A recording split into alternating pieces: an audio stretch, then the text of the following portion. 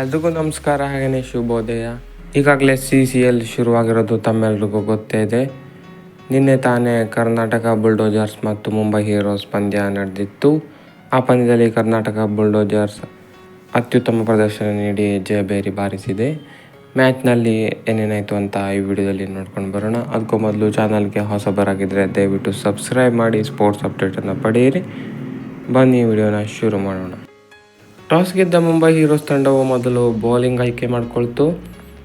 ಕರ್ನಾಟಕದ ಪ್ಲೇಯಿಂಗ್ 11 ಈ ರೀತಿಯಾಗಿತ್ತು, ನೀವು ಸ್ಕ್ರೀನ್ನ ಮೇಲೆ ನೋಡ್ಬೋದು.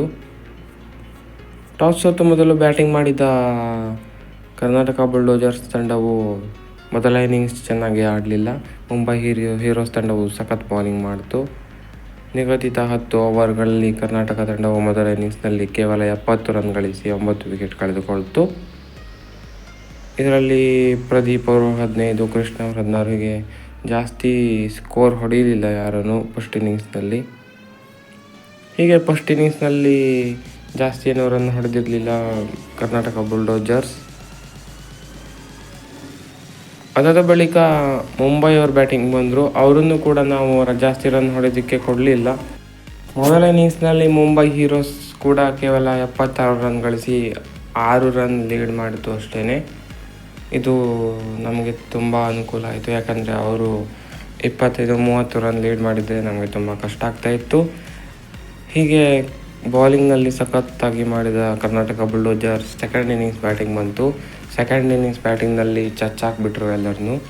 ಡಾರ್ಲಿಂಗ್ ಕೃಷ್ಣ 55 ರನ್ನನ್ನು ಕೇವಲ 18 ಬಾಲಲ್ಲಿ ಗಳಿಸಿದರು. ಸಖತ್ ಬ್ಯಾಟಿಂಗ್ ಮಾಡಿದರು ಅವರು. ಹಾಗೆಯೇ JK ಕೂಡ ಅವರಿಗೆ ಸಾಥ್ ನೀಡಿದರು. 27 ಬಾಲ್ನಲ್ಲಿ 45 ರನ್ ಗಳಿಸಿದರು.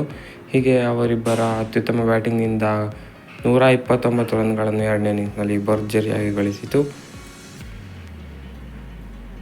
ಅದನ್ನು ಬೆನ್ನತ್ತಿದ ಮುಂಬೈ ಹೀರೋಸ್ ತಂಡವು ಕೇವಲ 85 ರನ್ಗಳಿಗೆ 8 ವಿಕೆಟ್ ಕಳೆದುಕೊಳ್ತು ನಿಗದಿತ 10 ಓವರ್ಗಳಲ್ಲಿ. ಹಾಗಾಗಿ ಕರ್ನಾಟಕ ತಂಡವು 38 ರನ್ಗಳಿಂದ ಜಯಶಾಲಿಯಾಯಿತು. CCLಗೆ ಇದು ಪಾಸಿಟಿವ್ ಸ್ಟಾರ್ಟ್ ಸಿಕ್ಕಿದೆ ಕರ್ನಾಟಕ ಬುಲ್ಡೋಜರ್ಸ್ಗೆ. ಮುಂದಿನ ಪಂದ್ಯಾಟಗಳು ಹೇಗೆ ಆಡ್ತಾರೆ ಅಂತ ನೋಡೋಣ. ಅದಕ್ಕೂ ಮೊದಲು ಚಾನಲ್ಗೆ ಹೊಸಬರಾಗಿದ್ದರೆ ಸಬ್ಸ್ಕ್ರೈಬ್ ಮಾಡಿ, ದಯವಿಟ್ಟು ಎಲ್ಲ ಅಪ್ಡೇಟ್ ಕೊಡ್ತಾ ಇರ್ತೀವಿ. Thank you.